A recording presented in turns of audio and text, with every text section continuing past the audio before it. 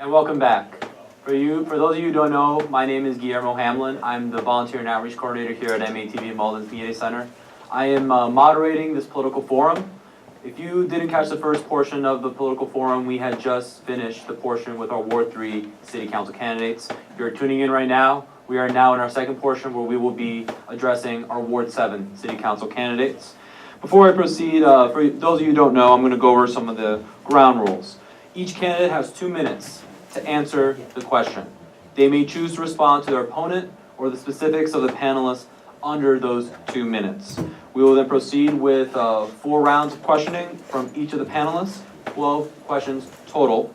And when it comes to managing the time, I will be throwing up different little cards. Yellow means 30 seconds remaining, and red means for absolutely just please stop.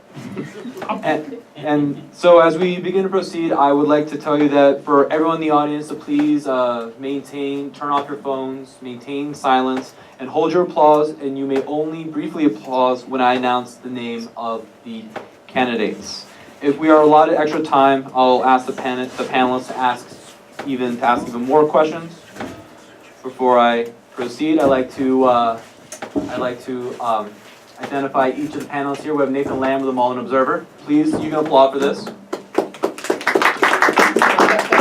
Cindy Rodriguez at Blue and Gold. And Marcia Manong at the Mass Senior Action Council. So before we begin, I'd like to identify our candidates. We have Councilor Neil Anderson.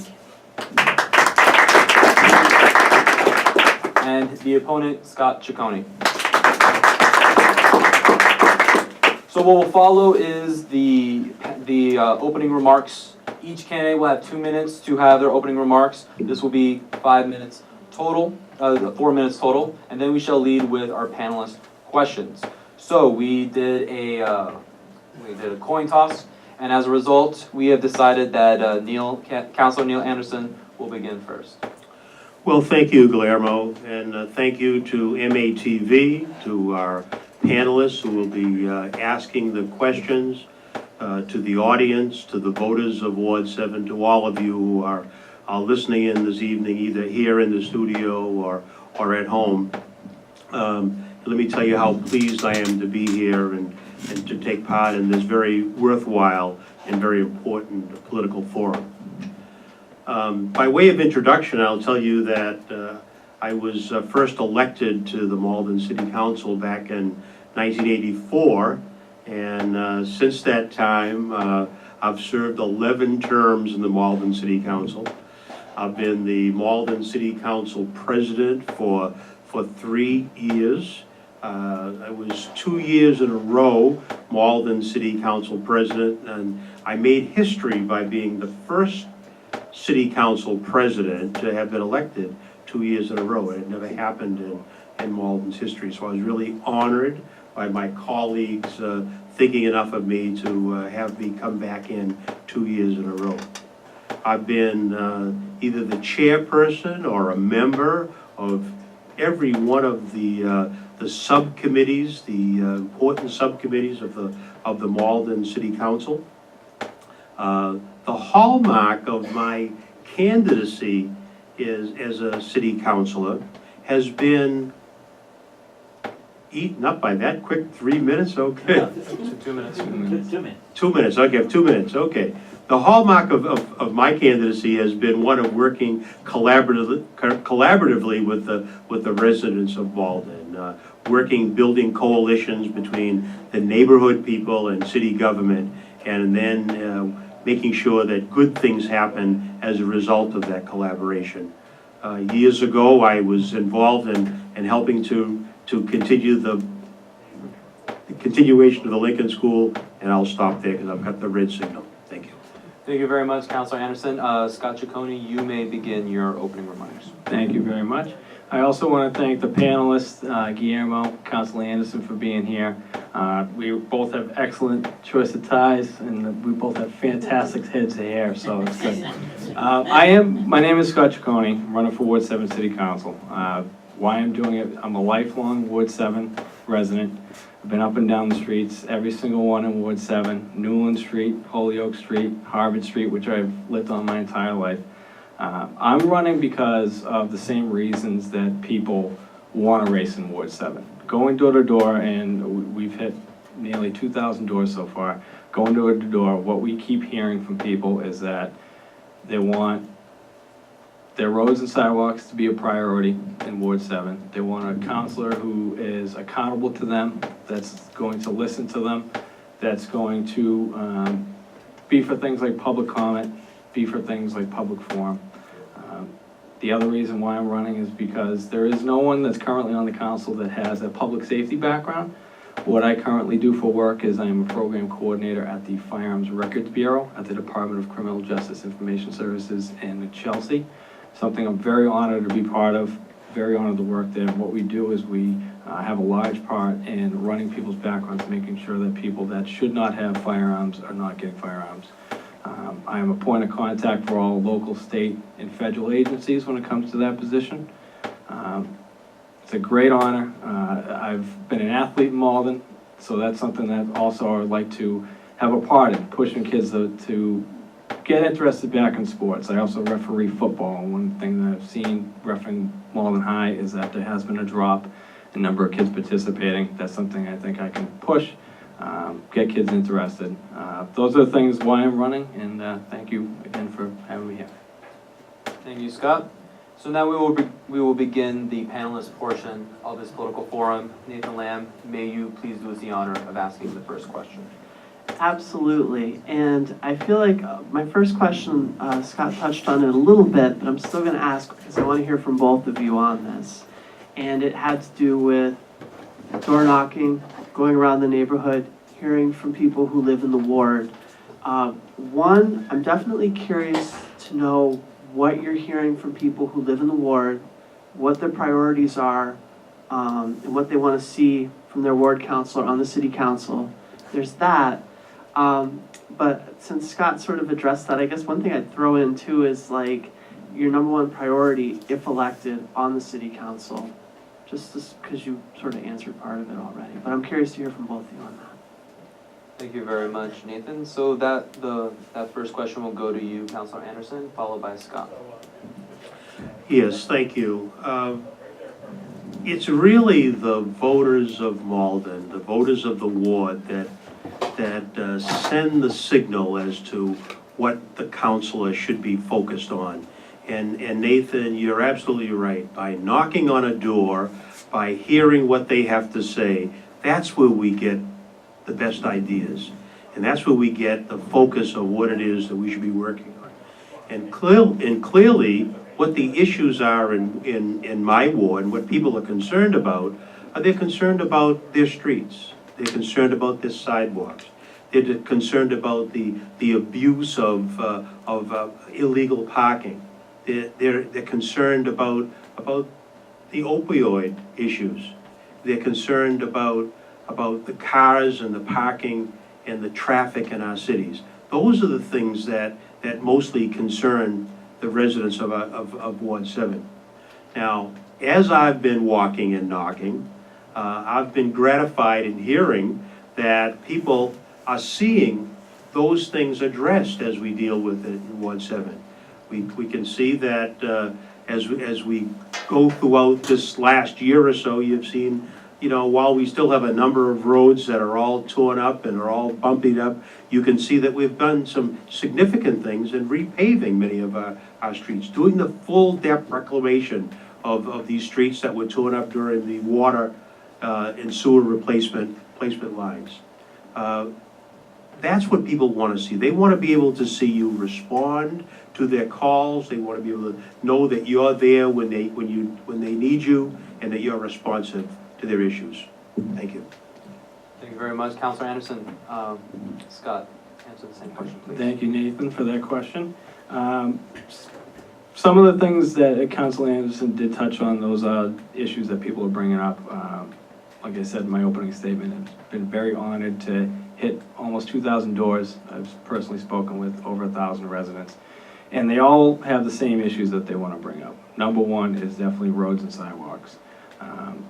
progress has been slowly made, but what they bring up to me is, why don't our streets and sidewalks look the way they do in Ward 3 or Ward 6 or Ward 8? Why does it seem that we seem to be a little bit lagging behind on that respect?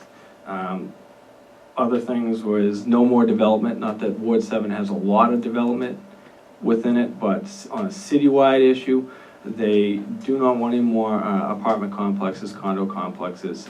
What they asked me to do if I was elected on the city council is do whatever I can to bring in some commercial businesses. One that's gonna employ a few hundred people, and Maldonians especially. More active community policing. Not just having the police show up when there's a call and sending 4 cruisers. Have police, walk a beat, meet the actual residents, especially down in Newland Street where we were last night. We had an event. That was a big issue that they brought up.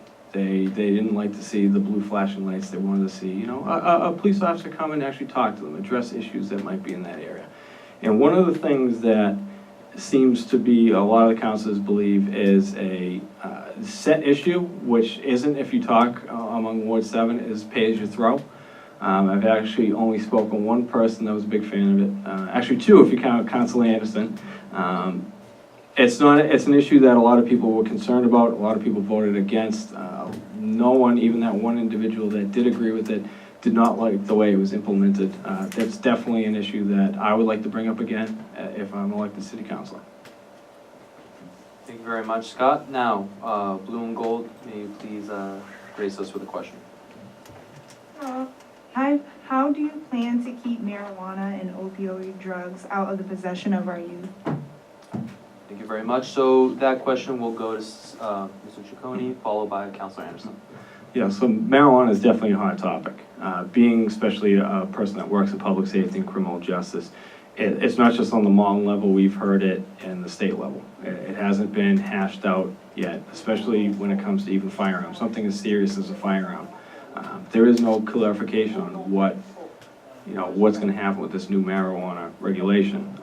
So I will say that I was against marijuana. It is gonna come. I am for a moratorium. As far as keeping it away from kids, I'm 100% for the restrictions of keeping it out of school zones. I would like to see Malden be a huge piece and a huge advocate for using some of that tax revenue that will come in from these dispensaries, going towards education about controlled substances, marijuana, and also going towards opioid addiction programs, treatment programs. As far as keeping it away from kids, definitely out of school zones. I would keep it away from, as well as houses of worship, current houses of worship. It was voted on, it is coming, like I said, as a public safety official. I wish we had more clarification on the state level. Being said, in the Malden level, I would support a moratorium so we can hash out those issues. Let's not be the first one, let's not rush in to have some dispensaries without understanding the full consequences of what could happen once they do come in. Thank you very much. Councilor Anderson. Yes, thank you. Clearly, the marijuana is coming to Malden in a legal way. Clearly, the state passed the law that allowed recreational marijuana, and the voters of Malden, by a narrow margin, I would say, voted for it. So we certainly have to be sensitive to those of us that don't use it. We have to be sensitive to those who disagree with the use of marijuana for recreational purposes. When it comes to how we go about keeping it out of the hands of our youth, and particularly it's coming from the school question, we need to do education. Yes, we need to keep it, we need to not have the dispensers close to the schools. We need to not have the dispensers located near the houses of worship. But we need to also do a lot of education. We need to be having educational programs going on more so in the schools of what the effects of marijuana are, and what the effects of not only the marijuana but the opioid that is another major issue. I know that our school committee member from Ward 7 has started a program of trying to keep the opioids away from families. It's called Families Against Drugs. Yes, that's the kind of stuff that we need to be doing in the schools, keeping that away from for the children, educating the children. That's the answer to that question. Education and distribution, keeping it away. Thank you. Thank you very much, Councilor Anderson. Marsha Manong of the Mass Senior Action Council, may you ask the next question, please? Thank you. First of all, Mr. Ciccone? Chaconi, yes. Ciccone. I've heard it a million different ways. It's okay. Okay. In your response to the Mass Senior Action survey question, you didn't talk about housing costs as a top priority. Neither did Councilor Anderson, in fact, didn't answer our questionnaire. So my first question is regarding affordable housing, and I'm not talking about construction of new units. But I'm asking is, do you have a plan to keep Malden affordable for its residents? And the question is to both of you. Thank you very much, Marsha. That question will be first answered by Councilor Anderson, followed by Mr. Ciccone.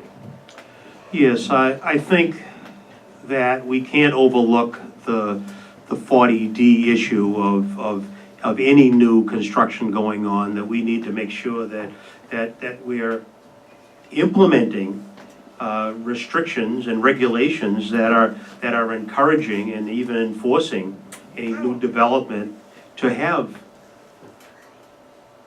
set-asides, as we used to call it back in the day, set-asides of at least 10% of affordable housing. Now, we're going to be slowing down, clearly. I think we're all in agreement that we're going to be slowing down the new construction that's going on. So there's other places where affordable housing needs to kick in.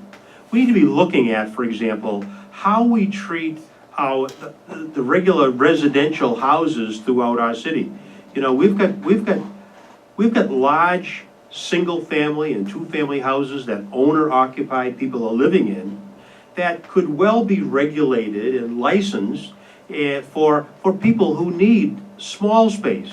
Not someone who may need a whole house, but rooms that are rented out, that they become a part of a family that will help. But by doing that, it will help not only the owner of the property, but will help that person who just needs a real affordable living.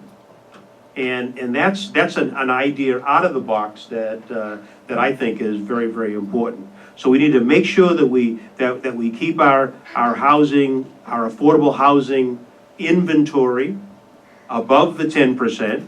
So we need to be looking at requiring beyond 10%, and also look for these out of the box ways of looking at individual homes to be doing something with. Thank you, Councilor Anderson. Mr. Ciccone, you may answer the same question. Thank you. Yeah, Malden currently stands at 10.2%. If it was to fall below the 10% for affordable housing, we would fall under Chapter 40B. For those of you who aren't familiar with that, that is, would allow developers to build more densely. It would require developers to have 25% of the new housing units to have, be affordable housing.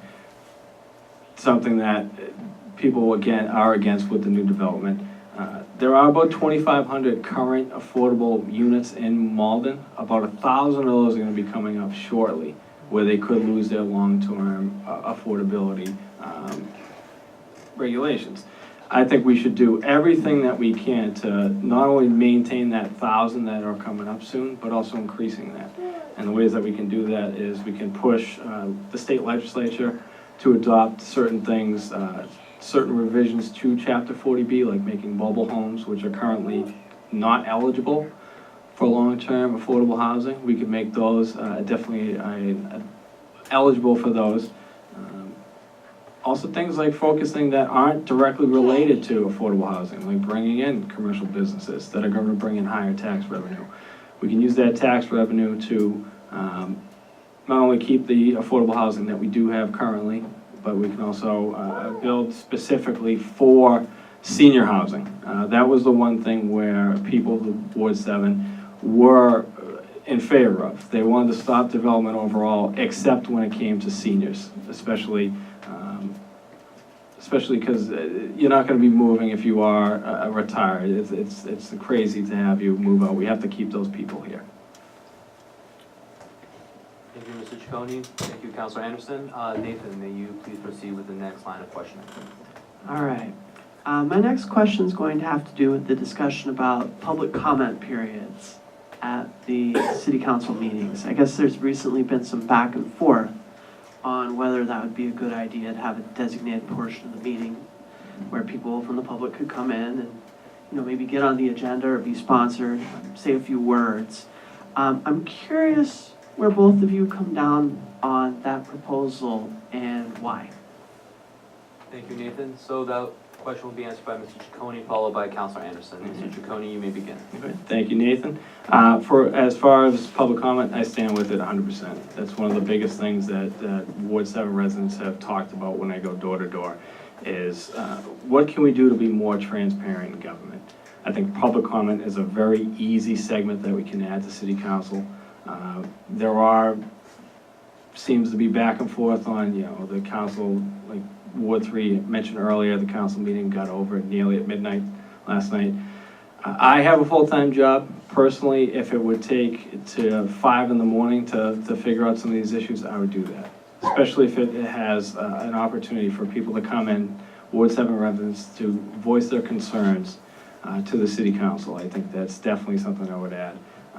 My opponent did state before that he was for it in the questionnaire. Unfortunately, during the vote, I know he had his reasons. He did vote no. Some of those reasons are based on length of time, that the current system is okay. I disagree with that.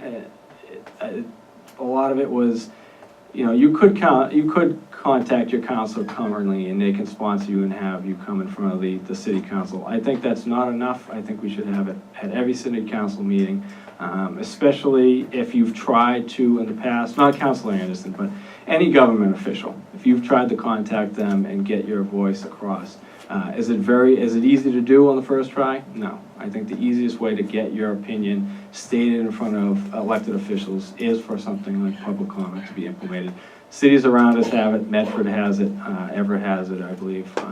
It's worked well for them. The school committee has a public comment session. I would love to see that added to the city council. Thank you very much, Mr. Ciccone. Councilor Anderson, you may answer the Yes, I think the issue really here is transparency. The issue here is how do we make sure that our residents have direct access to the people that represent them, their city councilors, their state representatives, the mayor, and the rest of that. Now, the idea of having public comment is a nice glitzy idea that unfortunately for many people who may disagree, I voted against that. I voted against that because I think that the better way for us to focus our attention on transparency and dealing with the public is dealing with people on a one-on-one basis. My whole candidacy and my whole tenure as a city councilor has the hallmark of that has been my collaboration with people in the neighborhood. That I'm always in the neighborhood talking with people. We have something special going on in Ward 7 that many of you know about, that we take a float and go through it during the holiday seasons with Santa Claus, where we're stopping in each of the streets in Malden to talk with the neighbors, to talk with the children, to bring them onto the float, to take a picture with Santa Claus. And while that's happening, I'm there talking to the residents. I'm there hearing their concerns, hearing their issues, responding to their concerns. I do that at Christmas time. I do that at Easter. We do that at the 4th of July, and I'm constantly in the neighborhood. That's the time for us to be talking to our residents. We currently have a way for people to talk at the city council meetings. They be in touch with the councilor through phone calls, emails, letter writing, whatever. You come to me, you ask to be sponsored, we'll get you up there. Thank you. Thank you very much, Counselor Anderson. Cindy Rodriguez of Blue and Gold, may you please ask the next question? With the growing population from new developments, how do you plan to keep children safe from traffic? Thank you very much, Cindy. And that question will go to Counselor Anderson, followed by Mr. Ciccone. Yes, we have just implemented, and we've just funded rather, and will begin to implement a new traffic department for the city of Malden. We see traffic enforcement. We see that as very, very important, not only just to the students that are going to school, but to all of our residents. We currently have crossing guards, as you know. We have signalization at the various intersections. We have our police that are looking out for the safety of our residents in the city of Malden. And the overall riding issue is our concern for the people, but concern for the students, and watching out and looking to see different ways in which we can tackle that problem. And the big thing that's on the forefront right now is our new traffic department, which will go into effect any day now. Thank you. Thank you very much, Counselor Anderson. Mr. Ciccone, you may proceed with answering the question. Yeah, as far as being able to protect students, like you mentioned, it is a growing student population. That comes with increasing number of kids walking around. If you ever tried to drive by Ferryway, you see how busy it is. Having a greater number of crossing guards, maybe thinking about adding things like more crosswalks, more even flashing signals, even speed bumps. Speed bumps, if the community, the ward was interested in adding a speed bump, that would be something I would 100% support. The new traffic department is something that's good. I'm glad that it's its own separate entity now, so it can focus specifically on not just parking, because there's a lot of illegal parking too, especially around when kids are getting out of school, that could cause an issue. But also things like being able to protect kids when they're coming out of school, when they're crossing the street. What I would like to see, I think the easiest thing is to fund more crossing guards, and then adding things like flashing lights. Thank you very much, Mr. Ciccone. Thank you very much, Counselor Anderson. So, Marsha Manong at Mass Senior Action Council, you may proceed with your question. Okay, my question is regarding diversity, and we all know that Malden is supposed to be the most diverse city in Massachusetts, I'm told. This is specifically in regard to the recent deliberations around the chief financial officer position. Do you think that an applicant's background, including their actions and statements regarding diversity, inclusivity, should play a role in the decision that's taken for this position? Thank you very much, Marsha. So that question will go to Mr. Ciccone, followed by Counselor Anderson. Mr. Ciccone, you may begin. Yeah, diversity is definitely I think it's one of the biggest strong suits for Malden, especially Ward 7 being the most diverse of the whole city. We are, as far as I had it, we were at number 2 in foreign-born behind Chelsea. So we're definitely having things like signs, anything that we're going to be sending out from the city government, translated into different languages. The 70 languages that are spoken in Malden High is a terrific thing. I think that's something that should be highlighted. As far as the CFO position, I think you look at the whole background of the person, not just their financial expertise, but also what do they say in the background. If it's going to be someone that's going to be appointed, especially for such an important position as the CFO, as the treasurer, I think you look at everything. Anything, especially if they said it in public.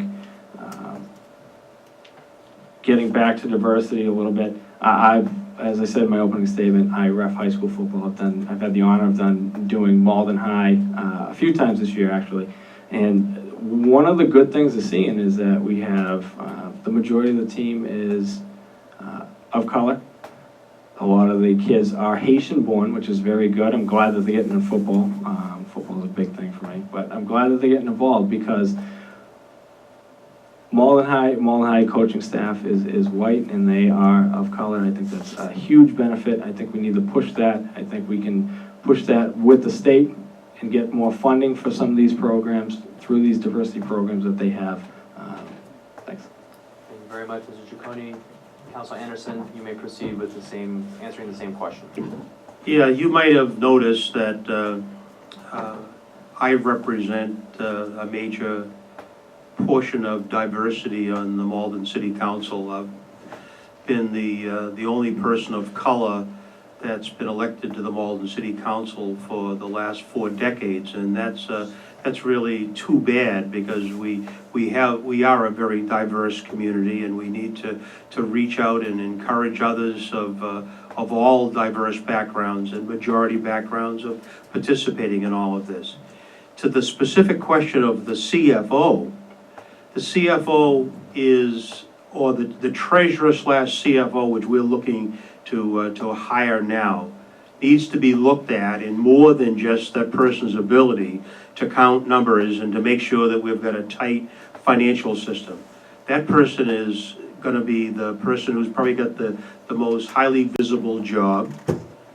That person who's going to be in a position that their decisions and their interaction impact more people than anyone else. And so by all means, the things and the characteristics of that CFO must definitely be taken into consideration. Things that have been said in public, the public attitudes that have been expressed, the demeanor that's been expressed in public, we need to take into consideration. You know, we had last night, when we were meeting with behind closed doors and executive sessions, some of those discussions, because we are, as a city council, very concerned about making sure that the people that we hire have the kind of sensitivity that allows everyone to have a fair share and a fair opportunity here in the city of Malden. Thank you very much, Councilor Anderson. Thank you very much, Mr. Ciccone. Nathan, may you please proceed with the next round of questioning. Absolutely. So I just want to say, to start this question, I had a few great visits to Ward 7 this summer. My 2-year-old son loves the splash park at the old school park, so it's fantastic. But it gets me thinking, since you guys have been out in the community and talking to people a lot, have you heard about potential quality of life improvements that could be made in the ward over the next couple of years? Maybe using something like the Community Preservation Act to help make it happen. Because I think you have some wonderful things there in Ward 7 that make it a nice place to visit, but I'm curious if you're hearing about things people would like to see added in the near future. Thank you very much, and that goes to Councilor Anderson, followed by Mr. Ciccone. Councilor Anderson, you may proceed. Yes, thank you.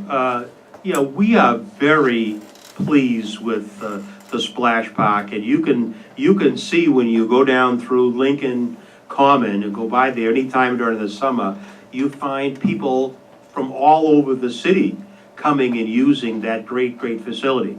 I will tell you, and I have to tell you in all candor, that the development of that Lincoln Common, I can't take credit for that.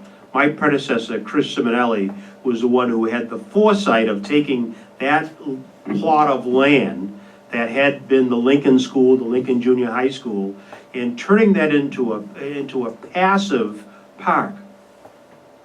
A park that didn't have, you know, big football stadium or a major and busy baseball field, but it had a passive use to it where people could come and relax and enjoy things like the splash park.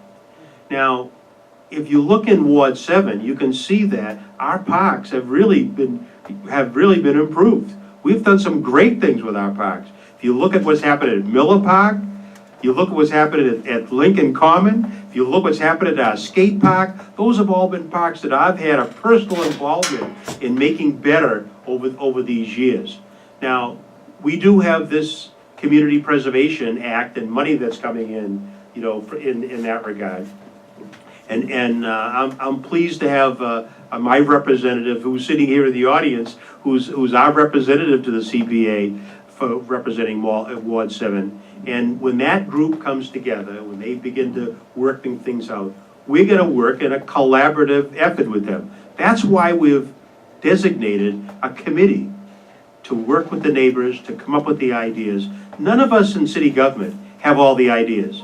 We need others to help us figure those things out. Thank you. Thank you very much, Councilor Anderson. Mr. Ciccone, you may answer the question. And I definitely give Council Anderson credit on that. Miller Park is a beautiful park. You did a fantastic job with that. Lincoln Common, as a former Rainbow School student who was in preschool there, I love what they did with that. I wish more people would use that. As a former athlete, I would love, if I'm elected councilor, to have, you know, some clinics down there on Neil Anderson Field. We'll teach Neil them- Anderson Field. As Tell far, about that. as far as the quality of life issues, Ward 7 does have great parks. What people bring up to me is affordable housing, is absentee landlords, and is the condition of the sidewalks and the roads. Affordable housing, we talked about earlier, and that's making sure that we don't fall below the 10%, so Chapter 40B doesn't kick in, which would allow developers to build much more densely than they are now. Absentee landlords, the mayor has a fantastic program. It's the mayor's property program, problem properties unit. I think it's a very good first step. I think we could take a little bit further. I would like to implement something that the city of Quincy has done, and it's making sure that landlords that are going to be renting out are registering with the city, the $10 permit. What that's going to do is make sure that we know who they are, who they're renting out to. If they don't live within a 25-mile radius of here, we can have a point of contact that's here that's readily available, and we can set up a system of fines and fees if they're not meeting regulations. That's what people are talking to me about. The number one priority, like I mentioned, is roads and sidewalks. I mentioned that in my my opening statement. That's the number one thing that people talk to me. When are the streets going to be fixed? When are the sidewalks going to be fixed? One of the easiest things that I think we can do as far as transparency and letting people know is publishing when those streets are going to be fixed. Thank you. Thank you, Mr. Ciccone. Thank you, Councilor Anderson. Senor Rodriguez, may you please ask our next question? I'm a current senior at Malden High School. I've been going to Malden Public Schools since kindergarten. I'm interested in hearing about whether or not you think the public schools have enough funding. If not, how do you plan to increase funding for public schools? If you think the schools are funded, please explain why. Thank you very much. So that question will go to Mr. Ciccone, followed by Councilor Anderson. Mr. Ciccone, please answer the question. As far as funding, no, you don't have enough funding. There's not enough funding to go around. I wish there was more. I wish we could just print money, but a lot of people will point at the school budget and say, it goes up every year. What are they doing with it? As far as the percentage of the budget, it stayed the same. Inflation has gone up, the budget is going up, but it doesn't mean anything. What we should do is, as far as the city council, it doesn't really have a control over the budget. That comes from the school committee. We can't add to it, we can only subtract. As a city councilor, I don't think I would ever subtract from it. I don't think there's enough funding, like I said. We could push the state to have revisions to the Chapter 70, how they fund the school system. Especially, we will get more funds based on the greater number of students coming in, but it's still not going to be enough. What we can do, what I would like to do if I was elected city councilor, is set up quarterly meetings with the school committee. Not to usurp their power or anything, it's just to hear what their issues are. How can we help them? Will it help if we reach out to our state representatives, our governor, whoever can help? Does that little bit of aid from the city council as far as that help increase the budget? Can we get more state funding? Also, focus on things like I mentioned before that's not directly related to school budget, but ensuring that we're not developing apartment complexes, we're developing commercial businesses that can bring tax revenue that are going to automatically add to the school budget because we have more money to spend. Thanks. Thank you very much, Mr. Ciccone. Councilor Anderson, same question. That's a softball question, clearly. There's no question that we need more money for our schools. We need as much money as we can put into our schools. Mr. Ciccone has mentioned that he's partially right, that the city council can't add to the budget, but we can only cut from the budget. But the budget comes from the mayor not the school committee, it comes down from the mayor to the school committee, and we look at the totality of the budget. Our job as city councilors is to see how we can find the most money for each of our services that we provide to the city of Malden. Not just the schools, but the police, the fire, the DPW, and all of that. We've got to balance, we have to balance the amount of money that we have coming in from the various sources and divide it up in a way that provides the services at the right level. Do we need more money for the schools? Yes, we do. You know, the education of our children is certainly most important. You know, this is you all are our future. We want to see you become the new leaders of our city, our community, our world. So we need to do all that we can to get money into the schools. Thank you. Thank you very much, Councilor Anderson. So, Marcia, may you please proceed with the next line of questioning? Thank you. Aging support was another top concern of the survey that we conducted. I'm sorry, what was? Aging support to our seniors. Yes. I think Nathan raised a good point around quality of living. We have particular concern around that. We're an organization that deals with seniors. What is your plan to better support seniors? And particularly, we've heard not only issues around affordable housing for seniors, but particularly affordable health care. And do you have any plans or anything in mind for how you will help support seniors in a better fashion? Thank you very much, Marcia. So that question will go to Councilor Anderson, followed by Mr. Ciccone. Councilor Anderson, you may start now. Thank you. Aging support is very, very important. I guess I hate to admit, but I'm in that group that requires aging support. But I have to tell you that I'm so proud of our city, of what we have done as a city in providing support to our aging population. You know, a few years ago, when the economy was was really tanking, and the city of Malden had the opportunity to buy an old church that sat on the corner of Washington Street and Pleasant Street. And there were people who were saying, you know, we really ought to be tightening our belt and not spending money for these kind of services. But we as a city, the mayor, and I was pleased to be on the city council with all of that, that we said, you know, this is an opportunity for us to take over this church and turn this into a good, and not only a great senior center. You know, and now if you look at right down the street from here, the Marquee Senior Center is kind of the crown jewel, I believe, of senior activities in this area. People come from all over to come and participate in the activities that go on there at the Senior Center. We have, in terms of other support, we've got Mystic Valley Elder Services, we've got Meals on Wheels, we've got visiting nurses, we've got interaction with our seniors, and all of that is important, and we take that very seriously, and I support those kind of activities to the highest degree. Thank you. Thank you very much, Councilor Anderson. Mr. Ciccone, same question. So I just want to start off, I was a former summer maintenance kid down at the Housing Authority, so we have a great housing here. 630 Salem Street is fantastic for seniors. One of the things that I think the City Council can push, especially in Ward 7, is keeping seniors active.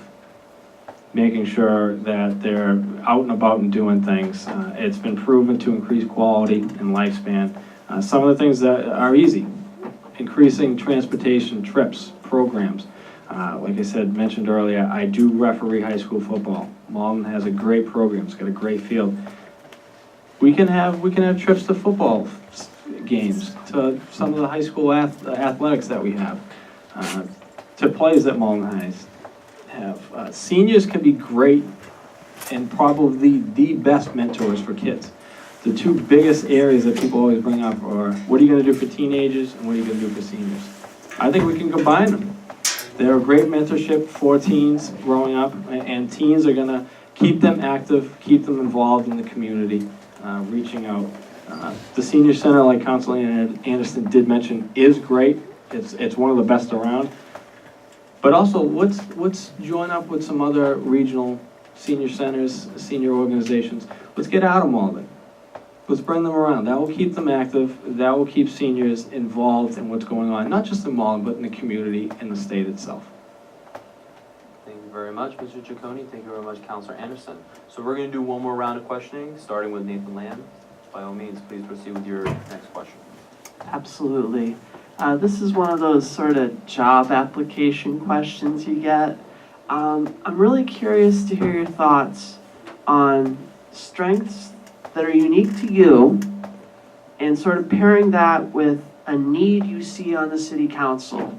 Like the city council needs X, and I can bring this to the city council and really benefit them thereby. Thank you very much, Nathan. So let's start with Mr. Ciccone, followed by Councilor Anderson. Mr. Ciccone, please answer the question. For me, definitely it's public safety. Working where I work in the Finance Records Bureau at what we call the CJIS, which is the Department of Criminal Justice Information Services, I can bring a unique perspective to the city council that currently isn't on the council. We have people that have financial backgrounds, we have people that have communications backgrounds. There is no one up there that has a public safety background. Police, fire, DPW, which I do count as a public safety department and issue, have had their staffing levels decrease recently. Like I said before, I wish we had enough money to fund everything. But having that background, I feel like I would have a unique relationship with the police department, with the fire department, really hear their concerns and be able to bring what they're actually looking for. Some of the things that do come up are, as far as the police department, there's about $10,800 devoted to bulletproof vests, for example. One of the things that if you, without working in public safety, not really knowing, is that the vest for a male officer and a female officer are different. Female officer is more form-fitting, covers the sides. That's something that it's a little more costly. It's definitely something that I would push for because I want to keep our officers as safe as possible.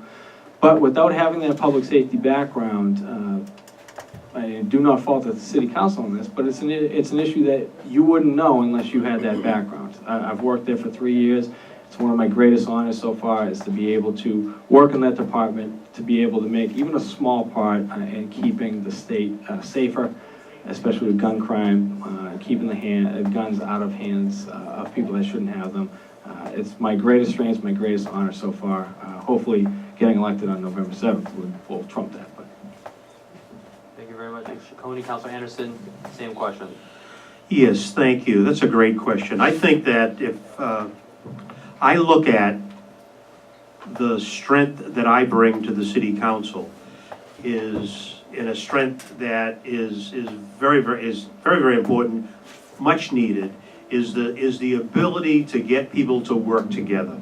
You know, we're a legislative body with 11 members of the council who have our own ideas and thoughts and consideration of a whole myriad of things that we have to vote on. But what's important is we have to somehow come together and in the final analysis say yes or no to the proposal that's finally there before us. So it requires a great deal of compromise that takes place. And that's a strength that I think that I have. When I was on the council, I mentioned earlier in my opening, that as a city councilor, I've been elected the council president for three times now. I've been elected by my colleagues to be the person that would bring the group together in a leadership role as a council president. When I was the council president, there was a decorum that was noticeable that was there, that people worked together, that the sniping didn't take place, that there was debate that took place, but that you channeled the debate in a positive kind of way, that you allowed people to speak when they had an issue, not to continue to repeat themselves, but stick to the issues and make it productive for our city. And that's what the strength is that I bring to the city council, and we'll hope to continue to bring that when re-elected to the city council on November 7th. Thank you very much, Councilor Anderson. Sidney Rodriguez, may you please give us a question. It was brought up in the past that Malden is a very diverse city. I was wondering if you feel that our teachers represent the students, and what effect do you believe teacher-student representation have on the growth and success of a student? Thank you very much. So that question will go to Councilor Anderson, followed by Mr. Ciccone. Councilor Anderson, please ask. Yes, thank you. It's patently obvious that, that the staff or teachers or administrators in the Malden public school system are not a reflection of the population that is served. You know, there are many more students of color and very few teachers of color. And we need to do what we can to correct that. I believe that we need to have some better outreach activities. That is, that we need to be, when there are opportunities to hire new teachers, for example, or new guidance counselors, or new staff, we need to be looking in different places than what we have been looking to widen the pool of persons of color. You know, I've differed with my colleagues on the council, for example, when it comes to appointing people to positions in Malden. Everyone is insisting that we need to just have Malden people to sit on boards and commissions, and we want to give Malden people, you know, almost exclusive rights to these positions. Well, I don't believe that that's going to get us the diversity that we need in our school system. We need to reach out and find the best people for the jobs. We need to go to communities of color. We need to advertise in communities of color. We need to keep all of our good teachers that are here now, but as they attrit out, as those teachers are moving out, we need to be looking at teachers of difference. We need to be looking at good teachers that bring a different diversity and perspective to the schools. Thank you, Councilor. Mr. Ciccone, same question.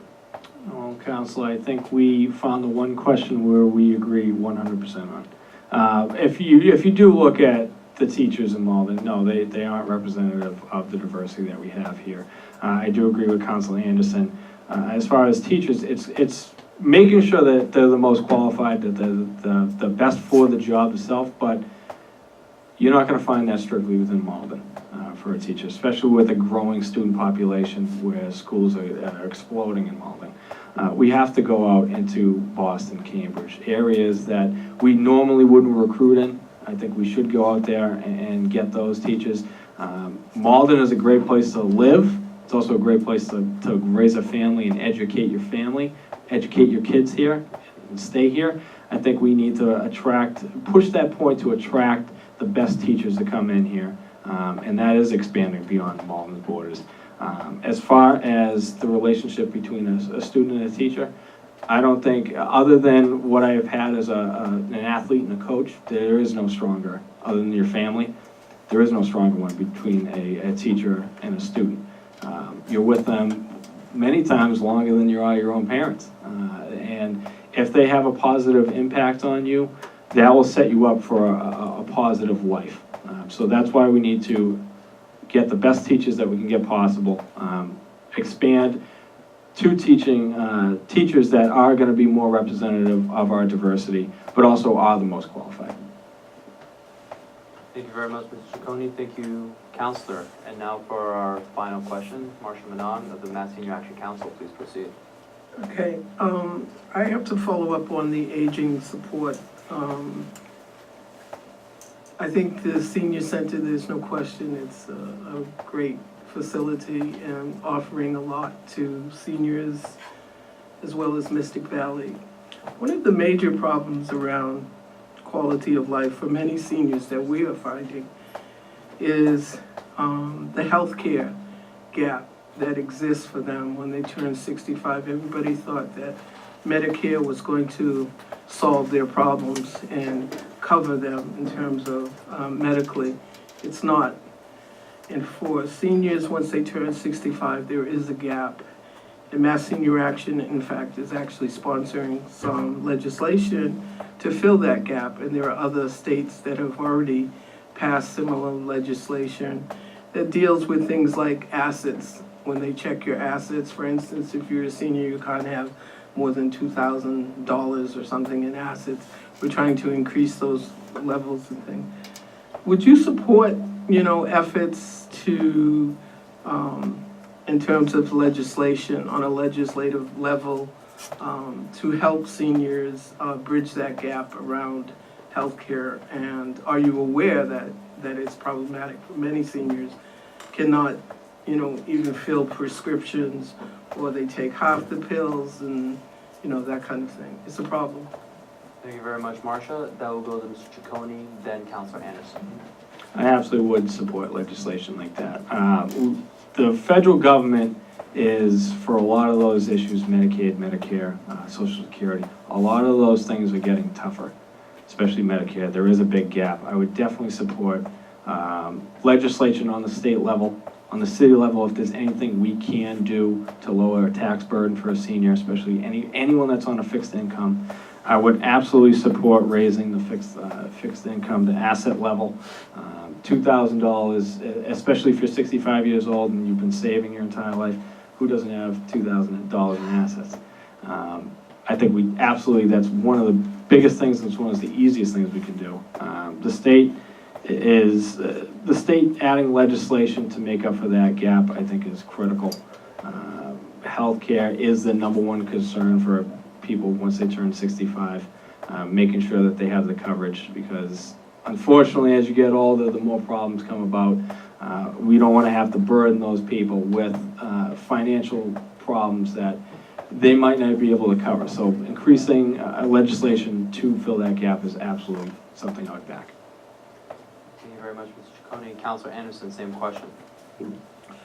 Yes, clearly we are living longer. Clearly our aging population is increasing. And that is due, obviously, to much better education and much better health care that's been provided. But yes, that is a problem for people whose incomes get strapped as a result of the cost of medications and the difficulty that they have in being able to get to the healthcare providers.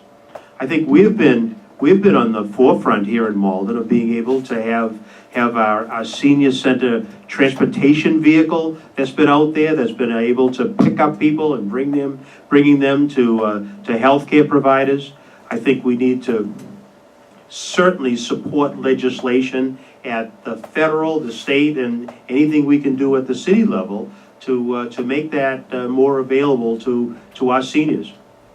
We need to encourage people to know about the elderly abatements that are available to seniors. We need to remind people about the homeowner exemptions, the owner-occupied exemptions that lowers their cost. If they're a homeowner, that some of the tax burden is shifted off to those who are owners of property that don't live in the city of Malden, providing more money to people of the aged group, myself included, that need that help in being able to get the medicines, to get the health care, and we need to do all that we can for that. Thank you. Thank you very much, Councilor Anderson. Thank you very much, Mr. Ciccone. This ends the panel portion of our political forum. Please stay put, we will be entering the closing remarks portion. We will begin with Mr. Ciccone and then after that, Councilor Anderson. Please note that for our closing remarks, you have 3 minutes instead of answering in 2. So if you may, Mr. Ciccone, please begin your closing remarks. 3 minutes total. Again, my name is Scott Ciccone, running for Ward 7 City Councilor. We started our campaign 8 months ago now. And in that time, we've knocked on over 2,000 doors. I've personally spoken with more than 1,000 Ward 7 residents. They've all given us the same message. We want a council that's going to focus on the things that matter to them most, that affect their daily lives. Fixing our roads and sidewalks, making sure that we have an active police presence that's not just responding to calls, but also being active, engaging in the community. leaving a sustainable budget for our future generations, not one that's balanced as for political points. We need one that's a council that's not only gonna take care of our issues that we have currently, but also look to the future. That's something that I'm gonna do. I chose to come back here after college because I felt I had more to give to Malden. Malden's given me a ton over my lifetime. I feel like running for city council is the best way for me to give back. Vote for the current city council, and I do thank him for all his years of service to Malden, and also to the country. He did serve his country in the U.S. Navy, so thank you for that, Councilor Anderson. But a vote for the councilor, the current councilor, is a vote for the status quo. Most of the people that we go door to door, their biggest thing is they want change. They want fresh ideas, new ideas, fresh blood on the city council. That's something I can bring. Much of what had worked in 1984, which is actually 4 years before I was even born, isn't going to apply to 2017 Malden, especially going forward. We're in a different city. We need someone that's going to be innovative, that's going to be engaging, that's going to bring new energy, new ideas. That's why I'm asking for your vote on November 7th. Thank you very much. Thank you very much, Mr. Ciccone. Councilor Anderson, you may proceed with your closing remarks. You have 3 minutes total. Thank you very much. And again, thank you to MATV. Thank you to the panel that's been asking these questions, who've been throwing us some hard questions, as the panelists have mentioned to us, and to my opponent, Scott, for throwing his name into the hat, for making this political process something that's very important and much more meaningful. I think whenever we have competitive races, it sharpens us all. There's no question about it, that we're a much better city when we have competitive races that have been going on, and I thank Scott for his willingness to step up to the plate. But I will tell you that as a longtime city councilor, yes, I started back, what did you say, you were 4 years old when No, I wasn't even born. You weren't even born, 1988. 1984. While some of the techniques have changed, the basic thing that a city councilor needs to do is primarily the same. That is, we need to watch out, we need to be the person that looks out for the constituents that we represent. And the way that I have attempted to do that, and I think I've done that successfully, is by building coalitions between myself, the neighbors, city government, bringing people together so they can talk about the issues that affect them. They can talk about the solutions that they can implement in making those things, those improvements in their life, and moving the process forward. I can remember when I was a young man, as we would drive into the city of Malden, we would have these signs that would say, "Welcome to Malden, the friendly city." That was put out by the Malden Chamber of Commerce. Now, maybe most of you here may not remember that, but that sign that we were the friendly city was what took place back then. That's what takes place today. We are still the city of a welcoming community, where we welcome people into our community. And I think that my service on the city council has been a help in welcoming people into the city of Malden, to showing people that despite our color, class, or gender differences, we can all be a part of serving and living here in the city of Malden. I've been pleased to organize and to work with a group called the Ward7 Association that brings activities to Malden. I've been pleased to work with local groups in putting on things like the North Shore Black Women's Martin Luther King Time and all the other ethnic groups' activities. We're a great city. I'm glad to be a part of that. I'm glad that I've been the city councilor for these many years, and I ask for your vote on November 7th. Thank you very much. Thank you very much, Councilor Anderson. Thank you very much, Scott Ciccone. I'd like to congratulate our panelists, Nathan Lamb, Cindy Rodriguez of Blue and Gold, Marsha Manong of the Mass Senior Action Council. I'd like to thank everyone here today. I'd like to thank the viewers at home for watching. I'd like to thank the Mass Senior Action Council. I'd like to thank MATV Malden's Media Center with Brian Terlonzo, my Executive Director Ron Cox, as well as Carlos Calvo. I'd also, again, like to thank our panelists for asking such tough questions. And you, the audience, I'd like to implore you, please do not forget to vote Tuesday, November 7th. And now, it is with my great honor that I adjourn this meeting. The MATV Political Forum is over. You may now applaud our candidates and our panelists.